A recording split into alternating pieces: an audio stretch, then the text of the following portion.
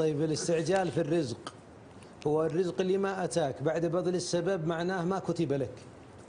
لو تركض ركض وتطق بيديك الجدران لا ترزق إلا ما كتب لك.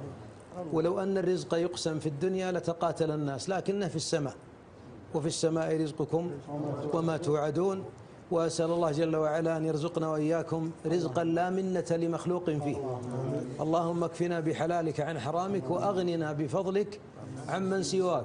ولذلك ورد في حديث صححه الألباني أن من أبواب الرزق أن يقول العبد: اللهم إني أسألك من فضلك ورحمتك فإنه لا يملك ذلك إلا أنت.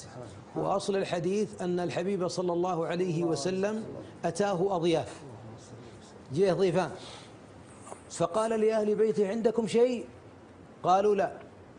فلما قالوا لا أضيافه عنده، قال: اللهم إني أسألك من فضلك ورحمتك فإنه لا يملكها إلا أنت. فإذا بالباب يطرق وأهدي لرسول الله شاة مصلية، شاة مذبوحة ومشوية جاهزة، فقدمها لأضيافه، فقال: هذا فضله ونحن ننتظر رحمته. الدعاء الحين عشان الدراهم. طيب. قال الحبيب عندما أهديت له الشاة المصلية قبل ذلك لما قال لأهله: عندكم شيء؟ قالوا لا. قال: اللهم إني أسألك من فضلك ورحمتك فإنه لا يملك ذلك إلا أنت.